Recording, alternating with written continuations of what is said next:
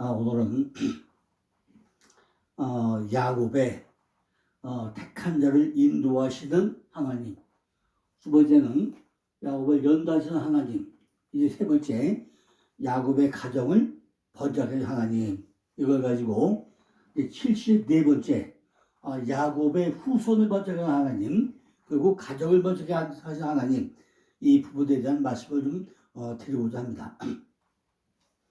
한 가지 제가 목사님에게 미리 좀 말씀을 드리고 싶은 것은, 이번에 제가 이제 야곱과 라헬, 야곱과 리아, 야곱과 비라, 야곱 실바, 이 관계를 쭉 설명을 하면서요, 이것이 창세기에서 구속사적 의미, 원어에 적용해서 구속사적 의미가 무엇인가 구체적으로 설명을 하고 있는데, 이걸 제가 유튜브를 찍으면서 가장 염려되는 것이요, 과연 이렇게 간단하게 목사님들이 유튜브 영상을 보시면서 이 내용을 얼마나 깊게 이해를 하시겠는가 참으로 많이 또 걱정이 되고 염려가 됩니다.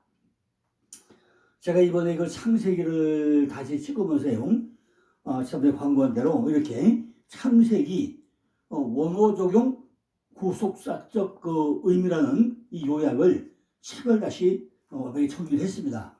오늘 이 책의 234쪽을 오늘 이제 하고 있습니다. 그런데 이렇게 동영상을 들으시는 것보다 목사님들이요, 좀 투자를 좀 하셔가지고 이 책이요, 전부 다 이렇게 칼라로 다 인쇄를 해가지고 단어 하나하나가 전부 다 핵심으로 금방 이해가 될 수 있도록 이렇게 다시 재편집을 했습니다. 왜냐면은요, 제가 목회자 세미나를 20년 넘게 하다 보니까 자료를 주고 하는 거하고 그냥 세미나 하는 건 엄청 차이가 나요.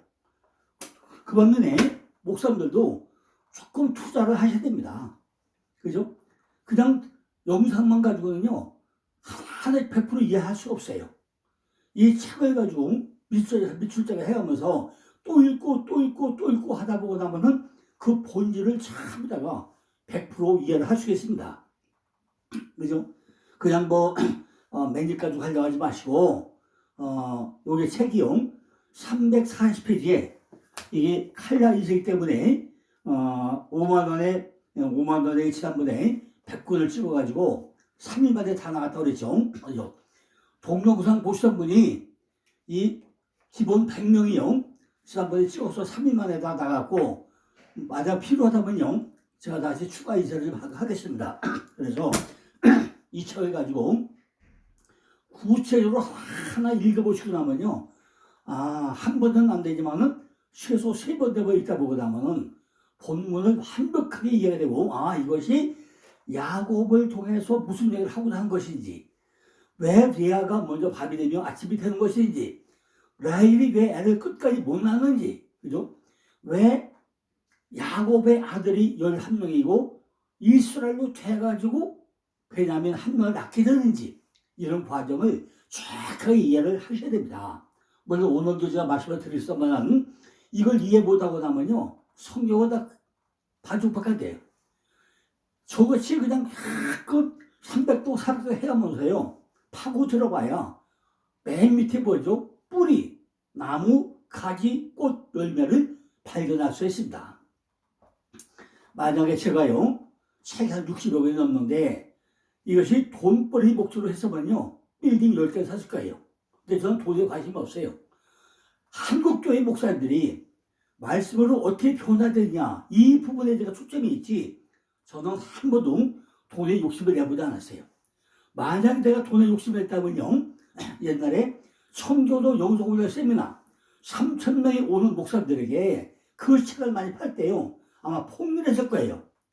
그렇게 청교도 영성훈련 세미나 3,000명이 올 때도요, 제가 공급 개념으로 한 10만 명의 목사님들에게 제 책이 다 공급되어 있습니다.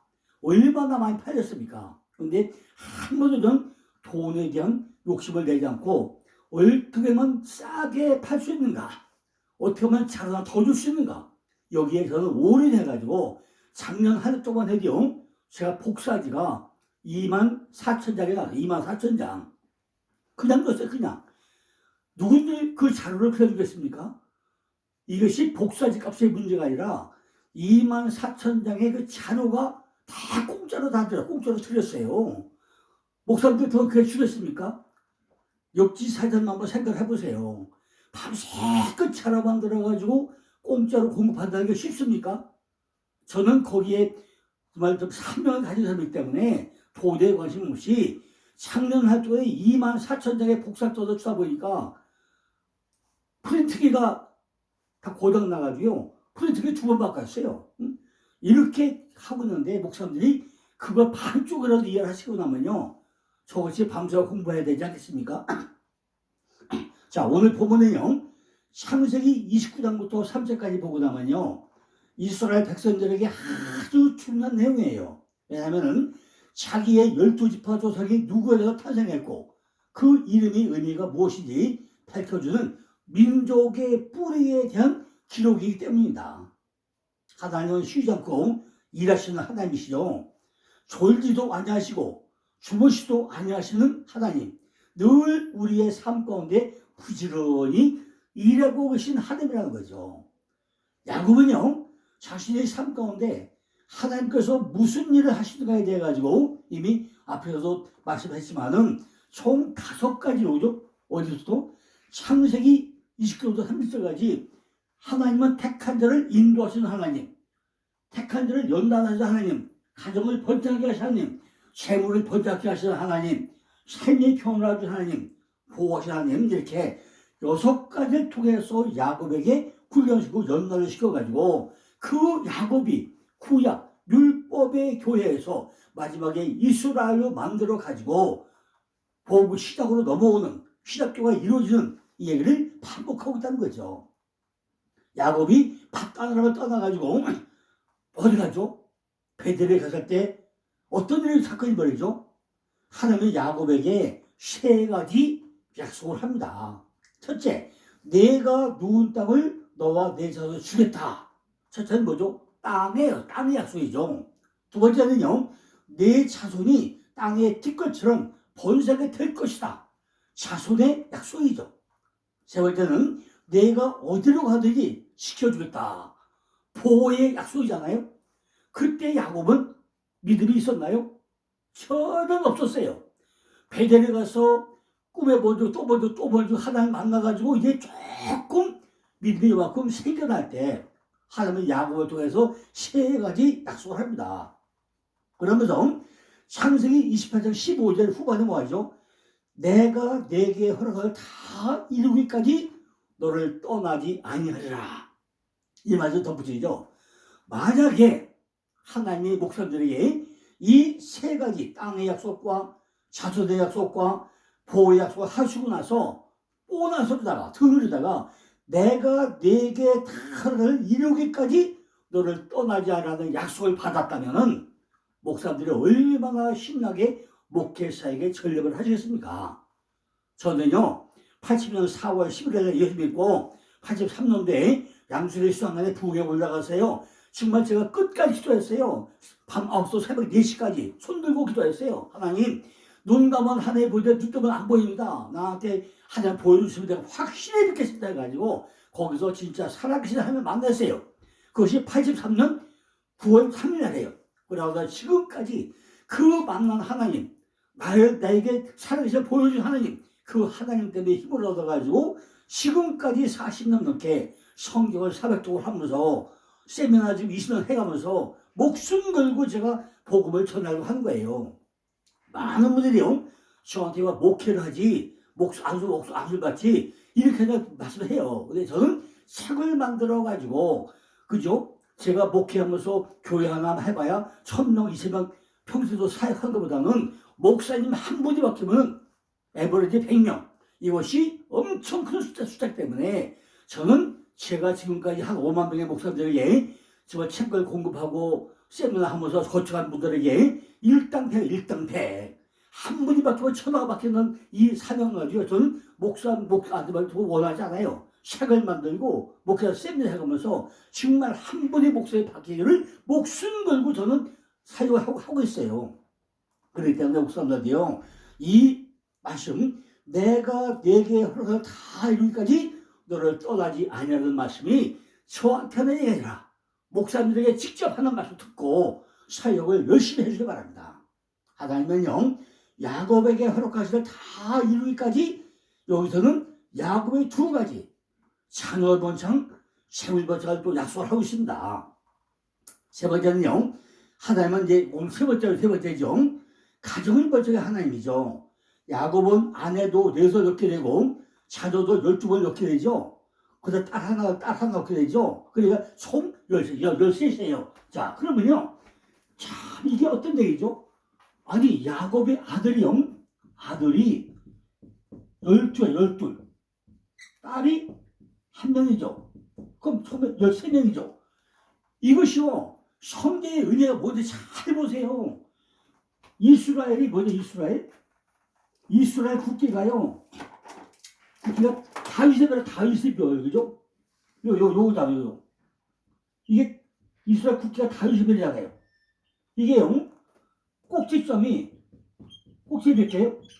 12개. 이스라엘 다윗의 별이죠? 꼭지점이 12개. 그죠? 잘 보세요. 무슨이야. 원자가 13개. 그럼 이 13개가 일서 뭐 달라요? 꼭지점이 12개. 잘 보세요. 여기 하나님의 생각은요, 밑에서는 다 작은 것 같지만은 위로 가서 넓어져, 이게. 하나님의 생각은 아무데가 작은 것 같지만요, 위로 와서 넓어진다, 이거죠. 또 우리 생각은요, 우리가 굉장히 넓은데 우리는 위로 가서 우리는 작아져요. 이것이 다윗의 별. 그러니까 원자가 13개가 꼭 12개 다윗의 별인데, 지금 야곱의 아들이 몇 명이에요? 아들이 12명에다가 딸은 13명이잖아요. 이런 관계를 우리가 잘 이해를 해야 된다는 거죠. 이스라엘이 어떤 나라예요? 선택받은 나라잖아요. 근데 왜 다윗의 별을 만들었을까요? 왜 야곱의 아들이 12명에다가 딸이 하나일까요? 율법의 아들 야곱의 이름을 때 11명, 이스라엘 태가도 난 아들이 베냐민 1명, 거기다 심판자 딸 1명. 이걸 잘 보시라고요. 가족을 번쩍게 하는 중에 이렇게 아들이 13이 왜 나오냐고, 이게. 외삼촌의 속임수를 해가지고 야곱의 맏딸 레아가 먼저 아들을 맞이하죠. 그리고 곱고 아름다운 라헬을 엮여가지고 7년 살잖아요. 맨 먼저 뭐죠? 그 라헬을 눈이 뿅 가가지고서 그냥 500불만 기다렸는데 7일 동안 잔치해가지고다가 딱 밤이 되고 아침이 되고 나니까 누이요? 라헬이 아니고 누가 누웠다고요? 레아가 누워있잖아요. 그 7년을 하루같이 지나고 나서 또다시 라헬을 엮여가지고 7일 동안 잔치해가지고 7년 동안 약속하잖아요. 그러니까 총 몇 년? 14년. 제가 어떻게 얘기했지? 14강 창세기 1장의 14자 다윗의 이름값이 14 얘기했잖아요. 그죠? 이렇게 이거를 하나만 이루어가는 숫자라는 거죠. 레아에게 실바라는 여종이 있고, 그죠? 레아에게 누가 있어요? 실바라는 여종이 있고, 라헬은 비라는 여종이 있어요. 그죠? 여종이 있어요. 이렇게 왜 하루가 4명 이렇게 하냐 거죠. 그러나 야곱은요, 네 아내 중에 가장 큰 사랑해요. 야곱의 생각에는 라헬밖에 없어요. 그죠? 오로지 야곱의 방건 뭐예요? 신학교회. 구약교회가 아니라 하나만 신학교로 넘어가려고 발버둥 치던데 신학교회가 그냥 넘어갑니까? 내가 죽어야 살아요. 그죠? 내가 십자가에 달려서 죽어야만이 부활자로 사는 게 신학교회잖아요. 이게 안 넘어간다는 거죠. 그러니까 이 책을 사가지고 구속자적 의미가 뭔지 정확히 보시고 이해를 확실하게 해야 됩니다. 뭐가 구약교회고 뭐가 신약교회인지, 뭐가 율법이고 뭐가 복음인지 이거부터 목사님이 정확하게 이해를 하셔야만이 성경이 이해될 거 아니겠습니까? 그래야 야곱의 마누라가 4명인데 그중에 맨 먼저 뭐죠? 리아의 구약교회 르시레우 이스티나 이걸 먼저 낳고 아무리 해도 라헬은 애를 못 낳아요. 그죠? 못 낳아. 맨 마지막에 가서 그냥 라헬이 사정 기도하고 나니까 누굴죠? 요셉을 낳고 나니까 요셉이 뭐죠? 도한모잖아요. 하나님 아들을 하나 더 주세요. 그 어떻게 나죠? 이스라엘 돼가지고 베들레헴으로 돌아와서 난 것이 베냐민 아닙니까? 그러니까 이런 과정을 우리가 정확하게 성경에 뭐가 의미하는지, 왜 이걸 써놨는지 우리가 100% 이해해야 된다는 거죠. 맨 먼저 레아는요, 알력이 부족해가지고 아름답지 못했다고 그랬어요. 뭐죠? 남편의 사랑을 받지 못했다는 거죠. 우리가 지금 남편은 뭐죠? 하나님의 남편이고 신랑이잖아요. 우리가 교회 여자잖아요. 그러니까 하나님 우리 사랑을 안 하고 율법의 복음, 율법의 상태에서 우리가 머물러 있다는 거죠. 내 멋대로야, 내 멋대로. 이것이 율법의 상태잖아요. 그러나 하나님께서는요, 리아를 사랑하셔가지고 리아의 태를 열어줘. 그냥 라헬하고 싸우기만 하면 누구한테 가죠? 우리한테 가게만 나오는 애가 나와. 그래서 르시리유 애가 4명이 나와요. 그래서 4명 나와. 그런데 그 루벤이 뭐 루벤? 보라 아들이다. 그 뜻이야. 보라 아들이다. 두 번째 시몬이 뭐죠? 들으면 내 말을 들었다 하면 들으셨다. 들음이죠. 셋째는 뭐죠? 연합이죠. 왜 그러냐? 그래서 이제 내가 남편과 연합이 됐구나. 그러죠. 네 번째 뭐죠? 유다죠. 드디어 내가 이제 찬송하려다. 이렇게 전부 다 이름을 통해서 한번 설명하고 있다는 거죠. 이렇게 리아는요, 미모가 부족하고 남편의 사랑을 받지 못했지만 하나님께서 다른 면으로 축복을 해주라는 거죠. 우리가 율법 안에 있을 때 아직 복을 못 나가서도 하나님은 우리 버리지 않으시고 네가 끝까지 인내하고 나를 네가 감싸가지고 율법에서 복으로 넘어가도록 이렇게 하나님은 우리를 사랑을 할 거라고 얘기죠. 또 해줄 거라고 얘기죠. 그러니까 이 하나님께서 다른 면으로 축복해 주는데 레아는 신앙에서는 라헬보다 훨씬 앞서가 있다는 거죠. 지금 한국교회도 뭐죠? 성도들이 율법 상태에 있지만 얼마나 많이 기도해요. 그런데 이런 과정을 정확히 목사님들이 설교를 해준다면 그 성도들이 얼마나 빨리 율법에서 복으로 넘어가가지고 하나님과 연합돼가지고 신앙생활에 돈독해 지내는 거죠. 그러나 목사님 한 분이 깨지고 나면 천하가 바뀐다. 온 성도가 바뀌는 거예요. 그죠? 그러므로 우리는 모든 면에서 부족해도 기도할 줄 아는 사람이 모든 면에서 넉넉하고 기도하지 않는 사람보다 더 번창하는 축복을 받게 되는 사람을 우리가 알아야 된다는 거죠.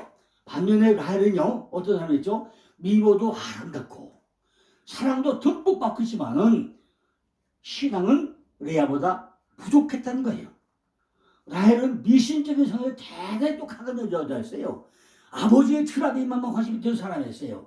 라헬이 야곱의 아들을 입에 못하게 되자 누가 하나님이 막아버리는 거잖아요. 그래서 하나님께서 라헬 신학교를 야곱이 이스라엘이 되기 전까지 절대로 애를 안 주던 거예요. 그죠? 그러니까 야곱이라는 사람이 발꿈치에 자꾸 가는 사람인데 하나님과 더불어 겨루어 이기지 않고 나면은 신학교를 못 모은다고 얘기죠. 그죠? 그러니까 하나님께서 라헬 신학교는 야곱이 이스라엘이 되기 전에는 아이를 얻을 수 없다는 것을 여기서 우리가 설명해 주고 있다는 거죠. 잘 그걸 용기해 보세요. 무슨 얘기인지.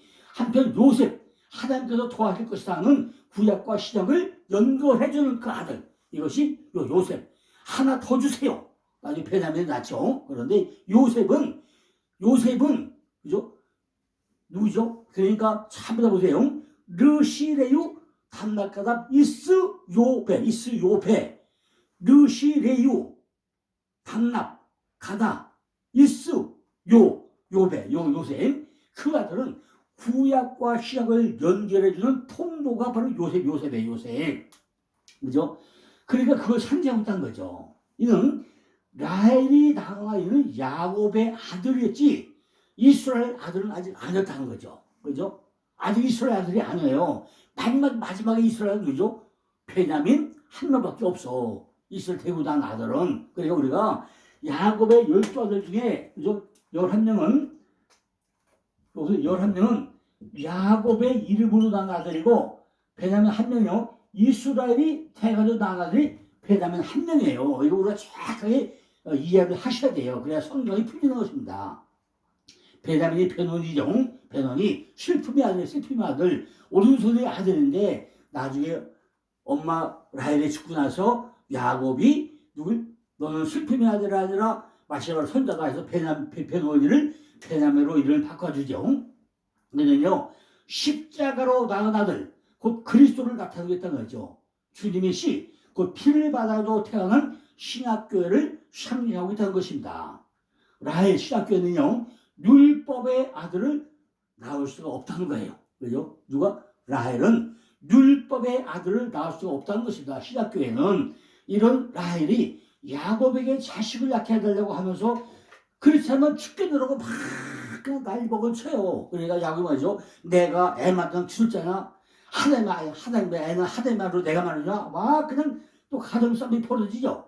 결코 사람은 하나님을 대신할 수 없다는 것을 야곱이 강력하게 또 설명을 합니다. 그러니까 그것이 라헬이 귓가에 들어옵니까? 맨날 가정싸움을 하고 있는 거죠. 이처럼 신학교에는 자신이 죽어가지고 베노니로 베냐민을 낳은 교회가 바로 신학교라는 거죠. 신학교가 다시 뭐라고요? 다시 설명할까요? 내가 예수님이 우리의 모든 짐을 지고 누가 여기 지금 아까 어제 설명했죠. 빌하고 루벤하고 동침을 해서 이게 십자가 사건인데 우리의 모든 걱정 고민이나 걱정을 다 누가 예수가 십자가에 짊어지고 어디 십자가에 달려서 죽어서 부활해야만이 우리가 신학교로 넘어간 거 아닙니까?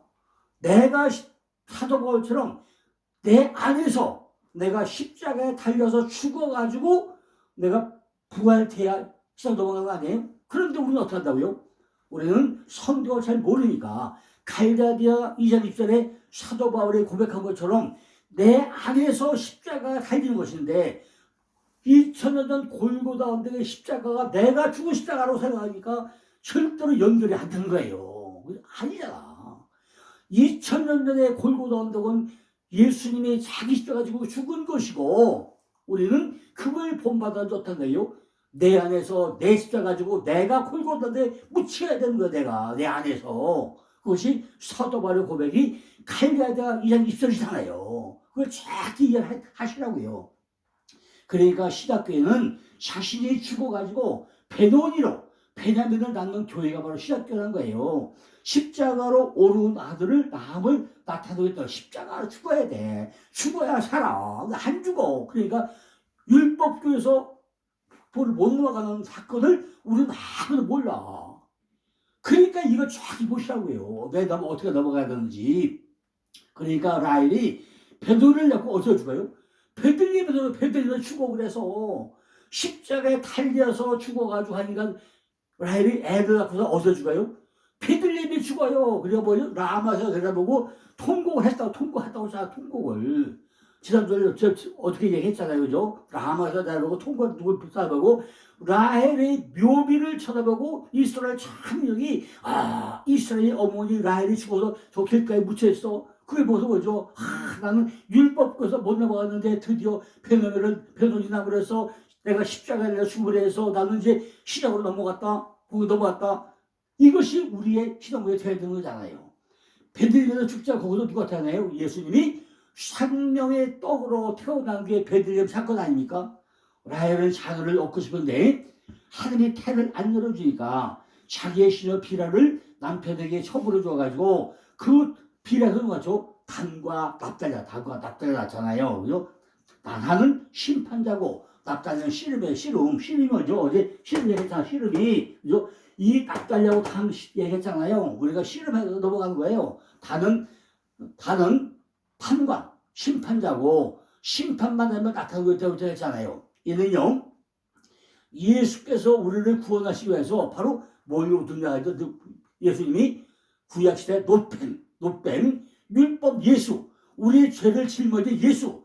그러니까 모세가 내려올 때 노뱀을 매달잖아요. 그것이 예수잖아요. 그렇게 뱀으로 심판을 받는 거예요. 우리 옛사람이 대표가 되셔가지고 십자가에 달려 못 박혀 죽으심으로 우리의 옛사람이 뱀이 돼가지고 십자가에 멸해버리신 예수를 모형으로 보여주는 것이 민수기 21장 9절. 이것이 요한복음 3장 14절 이야기잖아요. 둘째는 납달리죠. 내가 형과 씨름하여 경쟁에서 이겼다라는 뜻인데 언니 바로 구약교회. 누구하고 씨름해요? 바로 언니. 그 율법과 씨름해가지고 이걸 이겼음을 나타내는 이름으로 예수 그리스도께서 어디서 죽죠? 십자가에 죽어가지고 부활하심으로 영원한 승리를 하신 것을 나타내는 것이 바로 납달리. 골로새서 2장 11절로 15절 다시 잘 보세요. 우리가 십자가에서 죽으려면 그냥 죽습니까? 내 구약교회가 잘 죽어요. 그러니까 납달리 씨름하면서, 형과 씨름하면서, 그죠? 율법과 씨름하면서 우리가 십자가 달려가지고 거기서 죽어야만이 부활 사건이 일어나잖아요. 그것이 납달리가 설명했다는 거죠. 레아가 아들 넷을 낳고 생사를 멈추게 되자 그녀의 하녀 질파, 샹네다다, 방울도 떨어다 남편에게 주어가지고 또 두 아들을 또 낳죠. 하나는 가시고, 하나는 뭐죠? 가시고, 또 하나 아셀이죠. 갓은 군대 해군이고, 아셀은 행복이죠. 행복과 기쁨이죠. 행복, 기쁨이에요. 이게 두고 또 나. 그리고 누구 낳죠? 마지막으로 디날 낳죠. 심판자 디날 낳죠. 얘는요, 구약교의 종으로 쓰임받는 모세의 율법을 상징하고 있다는 것이다. 모세의 율법. 모세의 율법은요, 진리의 얼굴을 보여주지 못하고 틈만 보여줘요. 어디서? 모세의 율법은 얼굴을 안 보여줘. 그래서 틈만 보여줘요. 어디서? 출애굽기 33장 23절 보세요. 그죠? 출애굽기 33장 23절은 틈만 보여줘. 이같이 성경은요, 무슨 이야기인지 예수 그리스도와 십자가를 속에 담아가지고 우리 믿는 신학교에 말씀하고 있는 게 잘 몰라. 구약이죠. 잘 찾아봐야 그 이해가 된단 말이죠. 왜? 이미 안 보여도 틈만 보여주니까.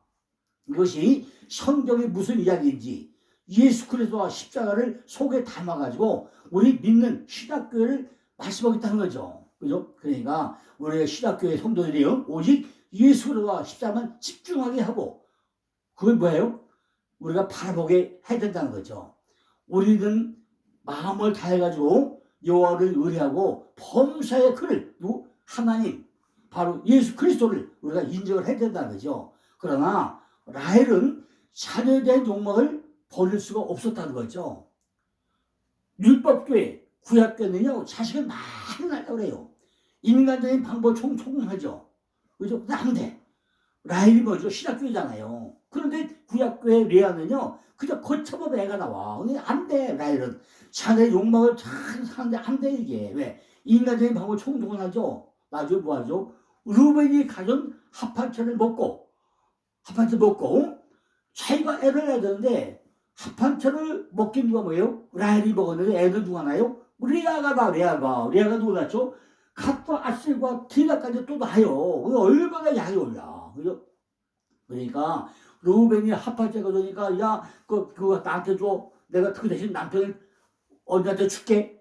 그래가지고 했는데 애 나라는 라헬은 애가 없고 누가요? 합판채를 가진 그 엄마 리아가 아들 둘에 딸 하나 더 낳더란 말이에요. 그죠? 라헬이 오늘 남편과 동치권을 언제가 갖고 합판채 달라고 사정을 가지고 했는데 이 사건이 안 이루어져. 근데 리아는요 그날 남편과 동침해가지고 누굴 낳아요? 바로 갓과 아셀을 또 낳아. 그죠? 그러니까 리아가 여섯째 아들을 낳고 여섯째고 여섯째 왜? 잘 봐요 가시. 가시 잘 보고 나면요 이사갈은 뭐죠? 이사갈에 요거 뭐예요? 셋이 요게 여섯 셋이 이 이사갈 안에 뭐죠? 요게 뭐죠? 이빨이 위에 이빨과 아래 이빨 이게 그죠? 형상화 모양 그죠? 그러니까 여섯째 아들 낳았는데 이게 누가 여섯째 아들 뭐 이사갈인데 이사갈이 뭐요? 이게 보면 이사갈 보상인데 이 요 안에 셋이 여섯이 들어있단 말이에요. 윗 옆에 아랫에 들어있어요. 윗과 아래니까 뭐요? 하나님의 이름 바로 모형과 그 율법이 아래쪽에 이름 실체로 남아있다는 거죠. 이런 것들이요 원어가 뭐 절대 보이지 않는다는 것입니다. 원어라야만 다 보여요. 하나가 되기 때문에 신과 신이 셋이 바로 여섯 겹쳐가지고 여섯이라는 숫자가 만들어져요. 그러니까 그 리아가 뭐예요? 여섯. 베레시트 글자가 여섯 글자인데 이거를 하나하나 태초, 천지, 창조 이걸 만들어가는 사건이 리아의 여섯 아들의 디나 심판자가 나와요. 디나는 심판자, 심판자. 네가 베르시트를 잘 만들어가 두고 보자. 6을 만들어가 두고 보자. 윗니와 아랫빛, 신과 신 이루어가 두고 보자. 심판한 것이 디나예요. 그러니까 이것이 바로 6째 날 이렇게 완성된 것을 표본한 날을 그래야만이 뭐예요? 7째 날도 넘어갈 수 있다는 거죠. 이 7 안식을 상징하는 아들이 바로 누구죠? 침례요, 침례 요한. 7째 아들을 상징하는 침례 요한인데 침례 요한은 뭐죠? 회개하라 천국에 가깝다고 외치면서 예수의 선박대로 6개월 먼저 오잖아요. 이것이 침례 요한이라는 거죠. 이 7째 날, 그죠? 바로 주님의 부활을 대하는 8째 날을 또 상징, 8째 날. 주님이 부활된 것이 몇 달? 8째 날이잖아요. 라헬은요, 경제를 해도 안 되고, 한번짜리 먹어도 안 되고, 모든 수단과 합한 걸다 하면도 안 되고, 안 되니까 먼저 마지막에 뭐예요? 하루에 기도해요. 하나님, 내가 이래도 저래도 안 되네요. 마지막에 다 하고 나서 그때 가서 깨달아. 얼마나 세월이 지나면 깨닫는데 그 깨닫는 시간이 25년, 30년 돼가니까 깨달아가요. 그죠? 야곱이 이스라엘 데리고 다니까 안 되겠구나. 이제 다들 기도해야 되겠구나. 기도하니까 깨달아 누굴 지요? 요셉을 주는 거예요. 그죠? 그러니까 라헬도 미리 하루에 기도했으면 태문을 열을지 모르죠. 그런데 사람이 그 멍청해 이렇게 그죠? 미리 기도하지 않고 하나님의 마지막에 가서 기도하니까 누굴 지요? 요셉을 가지고 더 하나 보여줘. 그거 뭐죠? 그리고 구약과 신약을 연결하게 만들다가 요셉이라고 그랬죠. 그걸 만들어내요. 우리는 본래 임신하지 못하는 자들인데 우리는 뭐죠? 하나님의 은혜로다가 드디어 우리도 임신을 해가지고 하나님 이것이 하나님의 은혜구나. 이것이 신학교의 사람들이라는 거죠. 우리가 신학교를 바로 못 넘어가요. 우리도 열심히 기도하면서 구약의 사건을 전부 다 깨달아가지고 내가 십자가에 죽어가지고 부활돼야만이 어디로 와요? 신학교로 넘어온다는 거죠. 우리 믿음의 과정이 쉽습니까? 안 돼요. 목숨 걸고 해도 안 될 때가 먼저 많아요. 제가 자꾸 반복되지만 80년 4월 11일에 예수 믿어가지고 지금까지요 거의 밤잠을 못 잤어요. 그러니까 책이 60여 권 나오고 목회자 세미나 20년 넘게 하는데 그냥 합니까? 세미나가 그냥 됩니까? 얼마나 목숨 걸고 준비해야만 세미나 되는 겁니까? 이렇게 구약에서 시작으로 넘어오는 것이 쉽지 않다는 거죠. 그러니까 목사님들도요 죽을 맛을 갖다 해야 돼. 죽을 맛을. 오늘 내가 마지막 설교다. 오늘 설교가 내가 내 인생 마지막 설교야. 이런 간절한 신명가도 해야만이 구약에서 뭘 봐요? 시작으로 넘어온다는 거죠. 라헬이 진작 기도했으면요 고통은 없을지도 모르죠. 미움과 경련과 다툼과 마음이 없어도 라헬이 조용히 기도했다면 아마 하나님께서 하던 때에 잘 이루었는데 그동안에 남편을 얼마나 볶아먹어요. 야곱을 탈려다 볶아먹어요. 그때마다 야곱은 야곱이니까 언니 리아한테 가서 갈 때마다 리아는 애를 쑥쑥 낳아. 구약교는 애를 쑥쑥 잘 낳아요. 6명을 하고 딸한테 낳아요. 근데 이것이 얼마나 야곱이야, 그죠? 라헬은 두 아들을 얻게 되는데 첫 아들이 요셉이고 둘째 아들이 베냐민이잖아요. 그러고 어디가 죽어요? 아까 대로 베들레헴에서 죽어버려. 그래가지고 길가에 묻혀, 길가에. 구약의 출산이 끝난 후에 신약의 태문이 열리게 되는 그런 말씀이죠. 구약의 레아가 참나 태문이 닫히고 되니까 그때서 라헬에게서 태문이 열려가지고 요셉을 낳고 하나 더 주세요. 그래서 낳은 것이 바로 베냐민이야, 베냐민. 그러니까 요셉은요, 침례 요한의 전형이 요셉이고, 모형이고, 예수 그리스도를 인도하는 증인인 침례 요한은 자기의 물침을 주는 사역을 통해서 성령으로 침례해 주시는 예수 그리스도의 모형을 보여주고 있다는 거죠. 그러니까 우리가 이렇게 성경 이해가 되면요, 침례 요한이 왜 먼저 오느냐, 그 이해가 됩니까? 신앙에서 침례 요한이 예수보다 6개월 먼저 와서 회개하라, 천국에 갖고 왔다, 이거 외치는 사건을, 이 사건을 모르면요 정확하게 설명할 수 있겠냐고요. 라헬이 남편 야곱을 레아에게 주고받는 합한 채 임신이 잘 되는 태 고린도후서 4장 6절로 7절, 요한복음 3장 3절 6절 잘 읽어보세요. 자궁을 라헬이 자기 남편 옛 아담, 옛 뱀, 예수 그걸 주고 살다가 가졌기 때문에 임신을 할 수 있음을 보여줬다는 거죠. 이 말씀은요, 라헬이 옛 남편인 야곱을 언니 레아에게 주어가지고 그 밤에 야곱과 레아가 통침 샤카부 함께 들어눕니다. 아침에 일어나 부활되고 나니까 씨를 받을 태를 준비를 해주자는 거죠. 창세기 3장 3을 보니까 그가 잉태하여 아들을 낳고 가로되 하나님이 나의 부끄러움을 해롭하 비난과 치욕과 조롱과 조소와 질책과 경멸 다 휘저었다 그랬어요.